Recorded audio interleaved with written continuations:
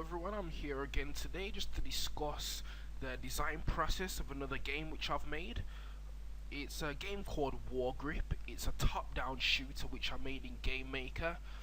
Which is going back quite a while, so we're not going to go into every single asset and exactly what that asset does or what that object does. We're mainly going to talk about game flow, design rationale of the level itself, as we're in the level design section of the website, and we may talk about a few other things, but the core elements of today is going to be the design process, such as the Gantt chart, the research stage, etc., as well as the flow of gameplay, constraining gameplay, certain usability features, playability, and different tests the game went through and how it advanced.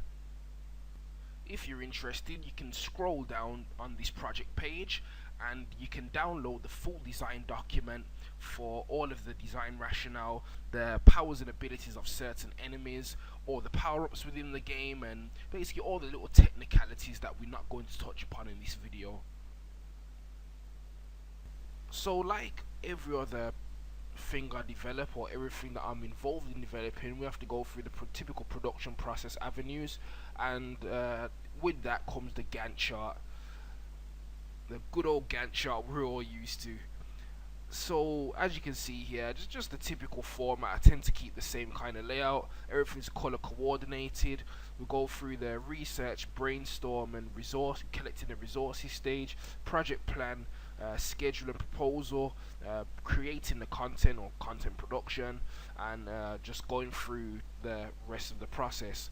And as you can see here, I've labeled everything accordingly, put in times for holidays, the exact amount that the process is going to go through. So for example, production process will take a month, and obviously areas for contingencies. For this particular project, again, I had to do a fair bit of research. Being in some software I hadn't used before, I had to go to external sources, and the best source I did actually find was the Game Maker's Apprentice book. Brilliant book, really explained things clearly, allowed me to get really deep into creating this game. And I've taken a lot of the assets within Wargrip, the game we're discussing, is derived from the book. So for the example games in the book, I've taken a lot of their assets and incorporated it into my game. So after I made the Gantt chart and done up most of the plan, I did some research. As you saw in the Gantt chart, that was the first phase of the design process. And within the research, the first thing I did was I went to the internet-based games, just to find games similar to what I actually wanted to achieve. I took a look at some of the I already had an idea that I wanted to make a tank game, because that was the most interesting asset of the assets in the Game Maker's Apprentice book. So I wanted to do something revolved around that. So I started to go on the internet and find tank games mainly. Obviously I found 3D tank games, top-down 2D tank games, and just typical internet-based games that utilize various mechanics that I was quite interested in. Obviously, see what I could really to emulate, and something that really stuck out. And I remember this from playing the Worms games when I was younger. The most interesting thing about games to me is, one of the best parts of playing certain games, is just a large variety of weapons and different things you can have. So power-ups was a key feature I really honed in on. So as you can see here, this was one of the best internet games about what revolved around tanks that I did play, and it was all to do with having different power-ups and annihilating the enemy. So as I said, power-ups was something that I really got from the research, and just making a really interesting looking game. After the research phase, I started to put together a design document, obviously after doing all the necessary things in the production process.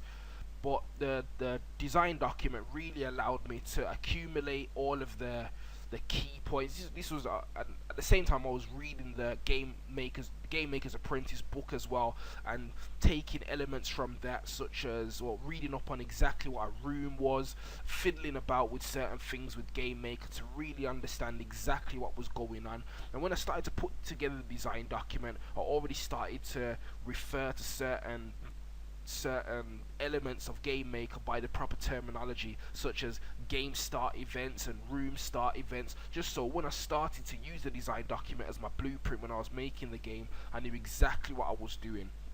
And obviously here I'm discussing all the different various game objects, but not everything in the design document wasn't set in stone, and from the design document to actually creating the game, there was a lot that actually changed. There was so many different assets that added in, so many fresh ideas that were coming to me on the fly. I was like, I wonder if I can incorporate that, and my majority of the time I did manage to incorporate it. Obviously I considered game flow, and there were certain things I incorporated that changed the flow of the game and controlled certain forms of the game, but this was basically the design document.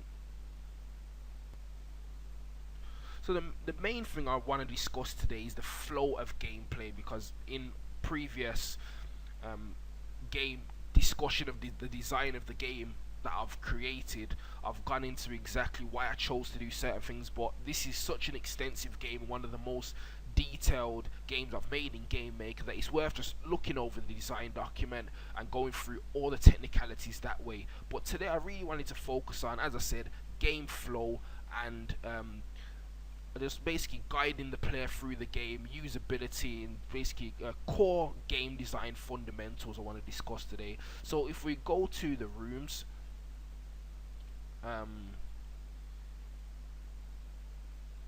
yeah, one of the things I did really think about was, if we fire up the game for a second, it was probably easier than looking at it that way. One of the first things I wanted to mention, and one of the early things I developed, was something that annoyed me about a lot of these internet-based games. The tutorials were really bad, and in this particular game there isn't so much of a tutorial, but in the beta state, alpha and beta stage testing, a lot of testers said that they weren't able to control the tank properly. So the controlling the tank was hard.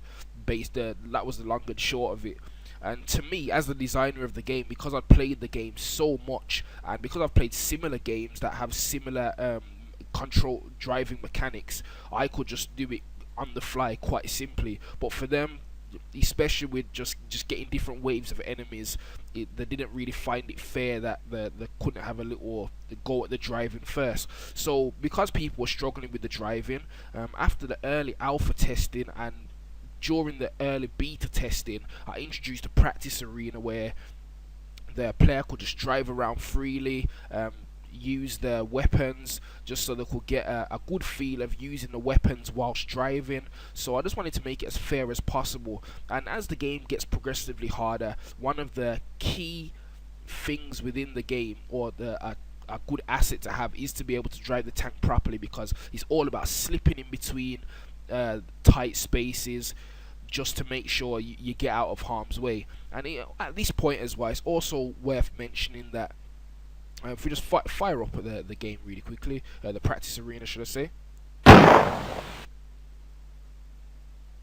If you take a look at these brown blocks here, that's one of the things I did make sure I incorporated into the map, as it was a way of I wouldn't call it balancing, but a way of adding difficulty and variety to the map or to the level. Because as you can see, if we just go to one of these a second, we can actually destroy the brown blocks, or should I say the dark brown blocks, but they respawn over time. So it's all about, they block your path at times, but it's all about shooting them and maneuvering in and out of them at the perfect time to make sure you can evade enemies, and that comes in really handy at times. And obviously the blocks respawning, because we don't want all the blocks gone, because it makes the game way too easy. It's just a big wide open space to drive around and to evade enemies. So as well as being part of the difficulty mechanic and the level design, it was that aside, I've created this little practice arena to allow the some sort of tutorial stage or a practice stage to allow the player the best possible chance and understanding the way the different mechanics work in the game. If you haven't watched the gameplay video already, then just give you a brief synopsis of the map, the level we have here. Now, basically, obviously, you can see it's split off into 3 different sections, and the different enemy waves come in each section. And obviously, the aim of the game is to survive and kill all the enemies. Now, one thing I did realize was that I didn't want to block the player from going outside of the arena. So as you can see, the top of here isn't blocked off by these little blocks you see here that I'm removing. It isn't, the player's not constrained here, that they can drive out of the level, and obviously it wouldn't seem as realistic enough, even though it's not supposed to be a realistic game. But obviously enemy tanks are being spawned outside of the room and come into the room. So if a wall was blocking here, it wouldn't seem realistic. I mean, where would the enemy tanks be coming from if there was wall blocking there? So to stop the player driving out, or to control the gameplay, when the player drives out of this area, there's a game over scenario, and basically the narrative voice, or the machine, if you play the game, says leave, you can't leave. So it's just a bit of a joke as well, and a little laugh sound comes on when that gets said as well. But that's to stop the player driving out, and that's just one of the ways in which I control constrain the player within the game.